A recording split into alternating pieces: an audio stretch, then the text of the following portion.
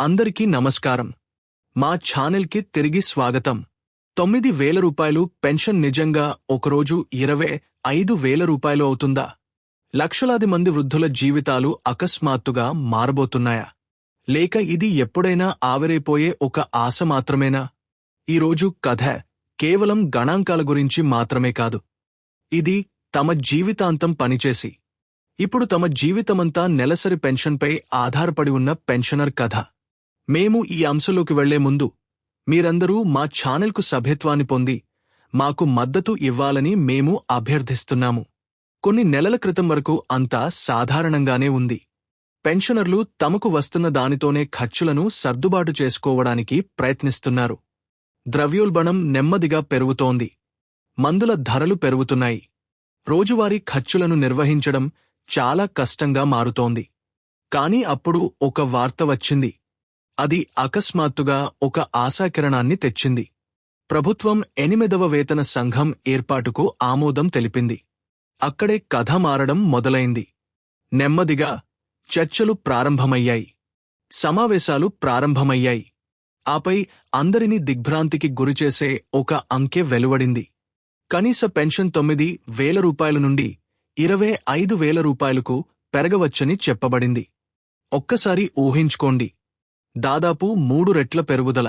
కాని ప్రశ్న ఏమిటంటే, ఇది ఎలా సాధ్యం? ఈ మొత్తం వ్యవహారానికి అసలైన చోదక శక్తి ఫిట్మెంట్ ఫ్యాక్టర్. సరళంగా చెప్పాలంటే, కొత్త విధానం కింద మీ పాత జీతం లేదా పెన్షన్ ఎంత పెరుగుతుందో నిర్ధారించే గణిత సూత్రమే ఫిట్మెంట్ ఫ్యాక్టర్. గత పే కమిషన్లలో ఈ ఫ్యాక్టర్ క్రమంగా పెరిగింది. మరియు ఈసారి ఇది 2.5 నుండి 2.86 మధ్య ఉంటుందని అంచనా. ఇలా జరిగితే 9,000 రూపాయలు పెన్షన్ నేరుగా సుమారు 25,000 రూపాయలుకి చేరవచ్చు.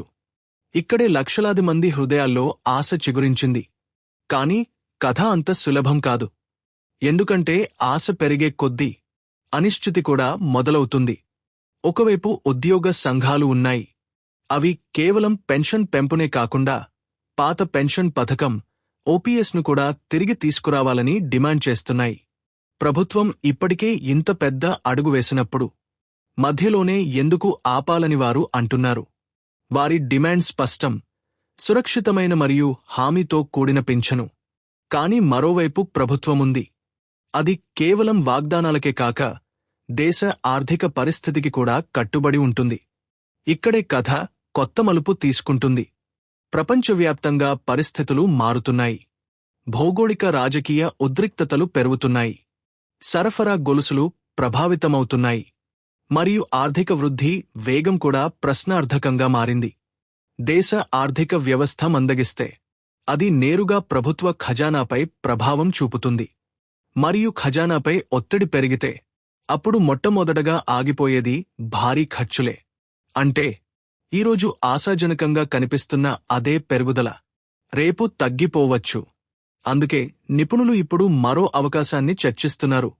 ఒకవేళ ఫిట్మెంట్ ఫ్యాక్టర్ 2.86కు చేరకపోతే, ఒకవేళ అది కేవలం 2.5 వద్దే ఉండిపోతే, అలాంటప్పుడు 25,000 రూపాయలు పింఛను 18,000 రూపాయలు లేదా అంతకంటే కొంచెం ఎక్కువకు పరిమితం కావచ్చు. ఇక్కడే ఆశకు వాస్తవానికి మధ్య ఘర్షణ జరుగుతుంది. ఒకవైపు మెరుగైన జీవితం కోసం ఆశగా ఎదురుచూస్తున్న లక్షలాది మంది పింఛనుదారులు ఉన్నారు. మరోవైపు ఏ నిర్ణయం తీసుకునే ముందైనా దేశ ఆర్థిక పరిస్థితిని పరిగణనలోకి తీసుకోవాల్సిన ప్రభుత్వం ఉంది. 8వ వేతన సంఘానికి సుమారు 18 నెలల సమయం ఉంది. ఈ సమయంలో సూచనలు స్వీకరిస్తారు, సమావేశాలు నిర్వహిస్తారు, మరియు ప్రతిపక్షం తమ అభిప్రాయాలను బలంగా వినిపిస్తుంది. కాని తుది నిర్ణయం కేవలం గణాంకాలపై మాత్రమే ఆధారపడి ఉండదు. అది దేశ ప్రస్తుత పరిస్థితిని బట్టి నిర్ణయించబడుతుంది. అయితే పింఛన్లు నిజంగా 3 రెట్లు పెరుగుతాయా? లేక ఈ ఆశ క్రమంగా తగ్గిపోయి ఒక సమతుల్య నిర్ణయంగా మారుతుందా? ఈ ప్రశ్నకు సమాధానం భవిష్యత్తులోనే ఉంది. కాని ఒక విషయం స్పష్టం: ఇది కేవలం ఆర్థిక నిర్ణయం మాత్రమే కాదు. పదవీ విరమణ తర్వాత జీవితం ఎంత గౌరవప్రదంగా, సురక్షితంగా ఉంటుందో ఈ నిర్ణయమే నిర్ధారిస్తుంది. బహుశా అందుకేనేమో ప్రతి పెన్షనర్, ప్రతి కుటుంబం ఈ కథలోని తదుపరి అధ్యాయం కోసం ఎదురుచూస్తున్నారు. ఎందుకంటే ఇది కేవలం డబ్బుకు సంబంధించిన విషయం కాదు.